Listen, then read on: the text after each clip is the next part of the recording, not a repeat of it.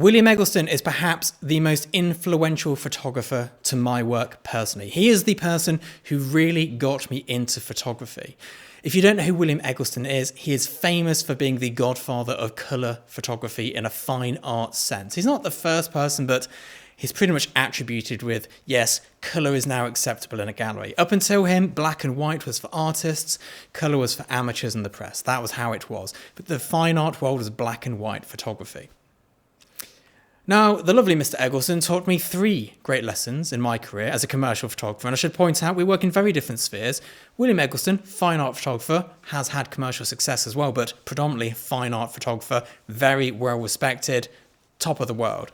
Myself, commercial photographer, shoot adverts, not a fine art photographer. But having learned from Mr. Eggleston, having absorbed his work, having looked at his work, having watched every video online about him, this is what I've learned.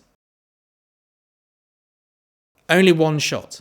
William Eggleston only takes 1 frame of each thing he sees.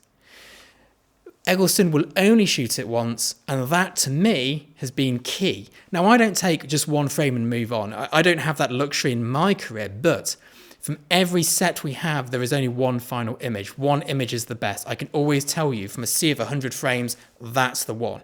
And knowing which image is right is a key learning lesson. Editing your own work, and editing gets confusing. People think it's the post-production. It's not. Retouching post-production is one thing. Editing is cutting it down to that 1 image. It is a key skill.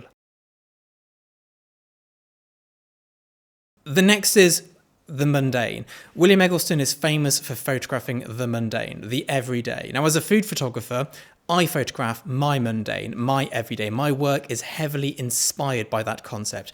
I photograph my childhood. I photograph my social class. I photograph what it is to be me, which is the mundane of being me.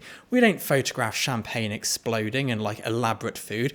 My work is all about accessibility, the mundane, and nostalgia. And that is something I really learned from him. Before that, I thought everything had to be fancy, massive steaks, champagne, lobsters, the whole thing. But that's not me. For me personally, it's about the mundane. Now, the final point is born around a story, which William Eggleston tells himself, so I assume it's true, that he once went to a wedding as the wedding photographer, and he took something like 9 frames of the clouds, and that's all he shot. And this has been a great learning point for me. And this is not that a client's going to hire me to photograph the clouds, it's that I am going to be hired for what I do. Whoever hired William Eggleston as a wedding photographer, if they had any hope of getting family portraits, they were deluded. That was never going to happen. William Eggleston is William Eggleston, and he will do William Eggleston to his job. And likewise, when you hire me to shoot food, or to shoot drink, or a portrait, it is going to look like my work. I shoot my work like my work. And being able to have that backing from a big photographer to go, yeah, do you know what? That's how they do it. That's how I'm going to do it. It's acceptable. I don't have to be the everything photographer. I am just going to do me. And that will be more than enough. Lots of people want what I have to say. Lots of people want what you have to say. But the thing is, you have to say it. You can't just sit there going, we'll do a bit of this, bit of that, or, we'll make some money. You've got to be true to yourself, much like William Eggleston is. I hope this has been of use to you. I'll see you soon. Bye-bye.